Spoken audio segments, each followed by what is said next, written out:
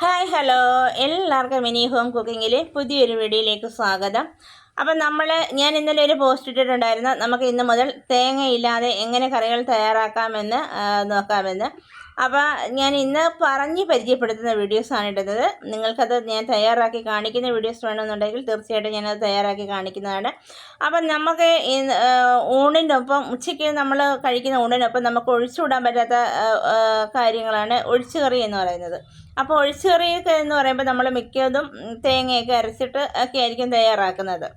അപ്പോൾ നമുക്കിന്ന് നല്ല ടേസ്റ്റി ആയിട്ട് ഹെൽത്തി ആയിട്ടുമുള്ളൊരു കറി പരിചയപ്പെടാം. അപ്പോൾ ഇന്ന് മത്തങ്ങ പുളിങ്കറിയാണ് ഞാൻ പരിചയപ്പെടുത്തുന്നത്. അത് എത്ര പേര് കഴിച്ചിട്ടുണ്ട് എന്ന് എനിക്കറിയില്ല. കഴിച്ചിട്ടുള്ളവരൊക്കെ ഒന്ന് കമൻറ്റ് ചെയ്യുക.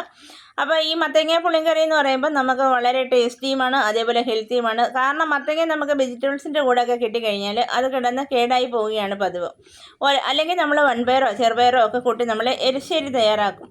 അപ്പോൾ ഈ മത്തങ്ങ പുളിങ്കറി വയ്ക്കാനായിട്ട് നമ്മളൊരു 250 ഗ്രാം കണക്കാണ് പറയുന്നത്. 250 ഗ്രാം മത്തങ്ങ അതിൻ്റെ പുറത്തെ തൊലിയൊക്കെ നീക്കം ചെയ്ത് ചെറിയ ചതുര കഷ്ണങ്ങളായിട്ട് മുറിച്ചെടുക്കുക. ഒരുപാട് വലിപ്പം കൂടരുത്.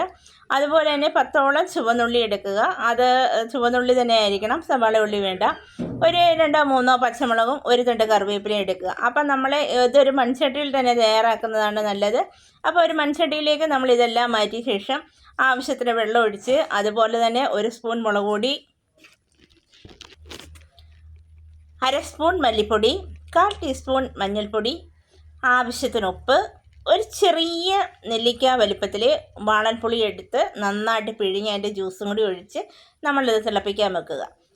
അപ്പോൾ ഇത് നന്നായിട്ടൊന്ന് തിളച്ച് ഈ കഷ്ണങ്ങളൊക്കെ ഒന്ന് വെന്തുടയുന്ന പാകമാകുമ്പോൾ നമുക്കൊരു ചെറുതായിട്ടൊന്ന് ഉടച്ചെടുത്തതിന് ശേഷം നമുക്കിത് കറി വാങ്ങി വയ്ക്കാം. അപ്പോൾ ഈ കറി മത്തങ്ങ എന്ന് പറയുമ്പോൾ അറിയാമല്ലോ, വേഗത്തിൽ വെന്ത് കിട്ടും. ഇത് നമുക്കൊരു 10 മിനിറ്റ് കൊണ്ടൊക്കെ നമുക്ക് തയ്യാറാക്കാൻ പറ്റുന്ന കറിയാണ്.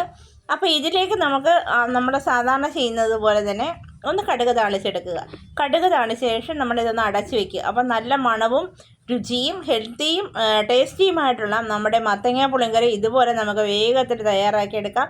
അപ്പോൾ ഈ കറിയുടെ മുന്നിട്ട് നിൽക്കുന്നത് ഉപ്പും പുളിയുമാണ്. അപ്പോൾ ഇത് ഊണിൻ്റെ കൂടെ ഒഴിച്ചു കൂട്ടാൻ സൂപ്പർ കറിയാണ്. അപ്പം ഇത് ഒരുപാട് ചാറ് വേണ്ട, നമുക്ക് കുറുകിയ രീതിയിൽ മതിയെങ്കിൽ അത് നമുക്ക് ചാറൊക്കെ കുറച്ചിട്ട് നമുക്ക് ഈ കറി തയ്യാറാക്കിയെടുക്കാം. അപ്പോൾ ഈ കറി എല്ലാവരും ഒന്ന് തയ്യാറാക്കി നോക്കുക. ഇതിൻ്റെ വീഡിയോസ് ഞാൻ തയ്യാറാക്കി കാണിക്കുന്ന വീഡിയോസ് ഇടണമെന്നുണ്ടെങ്കിൽ തീർച്ചയായിട്ടും ഞാൻ ഇതിൻ്റെ വീഡിയോസ് ഇടുന്നതായിരിക്കും. അപ്പം പുതിയൊരു വീഡിയോയുമായി എത്തുന്നവരെ എൻ്റെ എല്ലാ കൂട്ടുകാർക്കും ടാറ്റാ ബൈ.